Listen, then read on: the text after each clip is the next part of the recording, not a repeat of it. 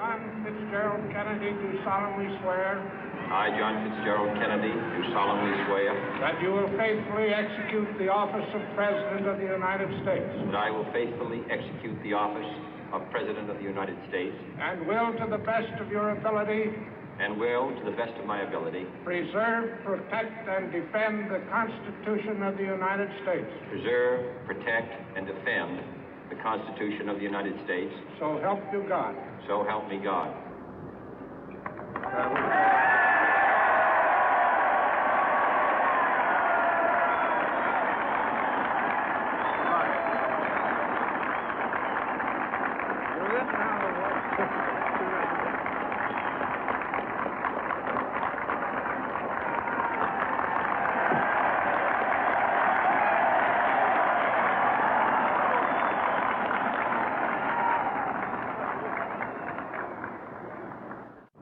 Vice President Johnson, Mr. Speaker, Mr. Chief Justice, President Eisenhower, Vice President Nixon, President Truman, Reverend clergy, fellow citizens.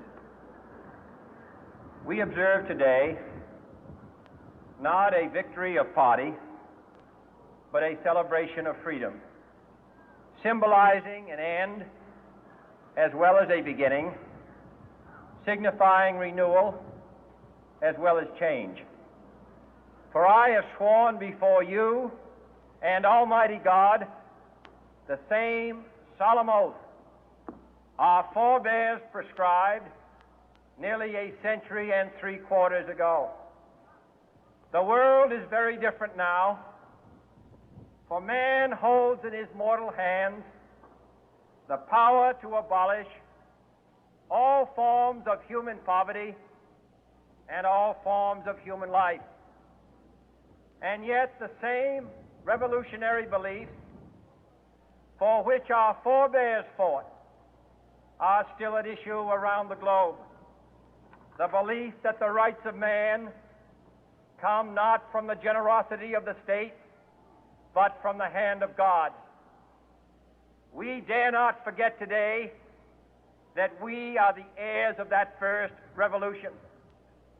Let the word go forth from this time and place to friend and foe alike that the torch has been passed to a new generation of Americans born in this century, tempered by war, disciplined by a hard and bitter peace, proud of our ancient heritage, and unwilling to witness or permit the slow undoing of those human rights to which this nation has always been committed and to which we are committed today at home and around the world.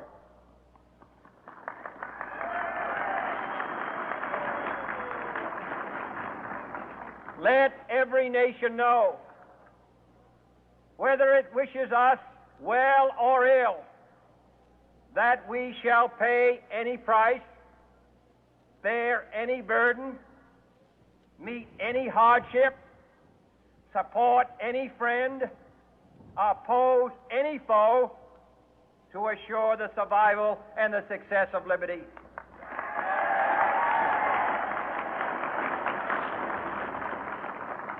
This much we pledge and more. To those old allies whose cultural and spiritual origins we share, we pledge the loyalty of faithful friends. United, there is little we cannot do in a host of cooperative ventures. Divided, there is little we can do, for we dare not meet a powerful challenge at odds and split asunder. To those new states whom we welcome to the ranks of the free, we pledge our word that one form of colonial control shall not have passed away, merely to be replaced by a far more iron tyranny. We shall not always expect to find them supporting our view, but we shall always hope to find them strongly supporting their own freedom, and to remember that in the past, those who foolishly sought power by riding the back of the tiger ended up inside.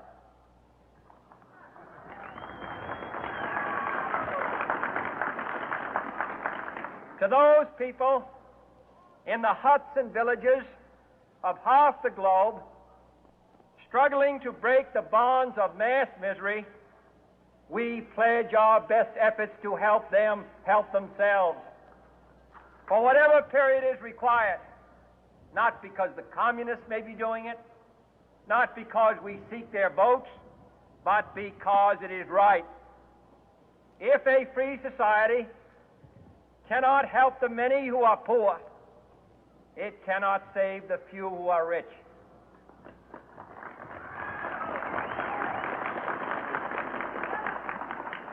To our sister republics south of our border, we offer a special pledge to convert our good words into good deeds, in a new alliance for progress, to assist free men and free governments in casting off the chains of poverty. But this peaceful revolution of hope cannot become the prey of hostile powers.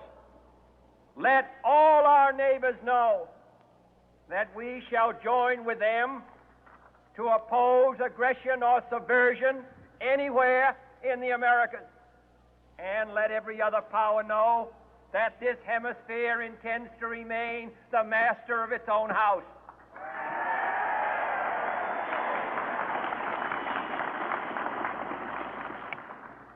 To that World Assembly of Sovereign States, the United Nations, our last best hope, in an age where the instruments of war have far outpaced the instruments of peace, we renew our pledge of support to prevent it from becoming merely a forum for invective, to strengthen its shield of the new and the weak, and to enlarge the area in which its writ may run. Finally, to those nations who would make themselves our adversary, we offer not a pledge, but a request that both sides begin anew the quest for peace. Before the dark powers of destruction, unleashed by science, engulf all humanity in planned or accidental self-destruction, we dare not tempt them with weakness, for only when our arms are sufficient beyond doubt can we be certain beyond doubt that they will never be employed.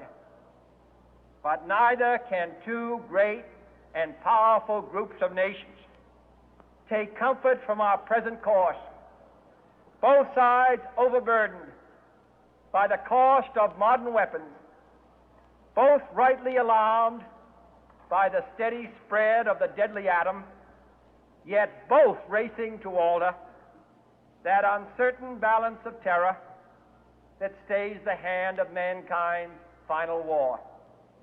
So let us begin anew, remembering on both sides that civility is not a sign of weakness, and sincerity is always subject to proof. Let us never negotiate out of fear, but let us never fear to negotiate.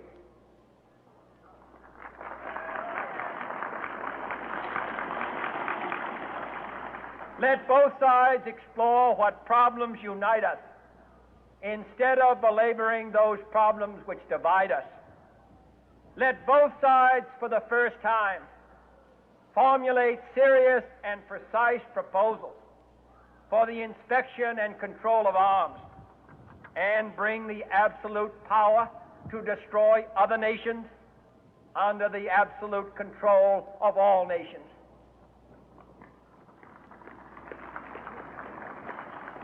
Let both sides seek to invoke the wonders of science instead of its terrors. Together, let us explore the stars, conquer the deserts, eradicate disease, tap the ocean depth, and encourage the arts and commerce. Let both sides unite to heed in all corners of the earth the command of Isaiah to undo the heavy burden and let the oppressed go free. And if a beachhead of cooperation may push back the jungle of suspicion, let both sides join in creating a new endeavor, not a new balance of power, but a new world of law, where the strong are just and the weak secure and the peace preserved. All this will not be finished in the first 100 days, nor will it be finished in the first 1,000 days, nor in the life of this administration, nor even perhaps in our lifetime on this planet. But let us begin.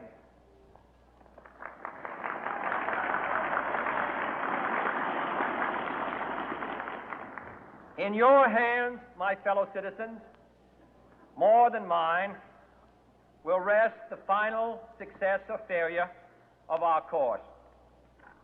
Since this country was founded, each generation of Americans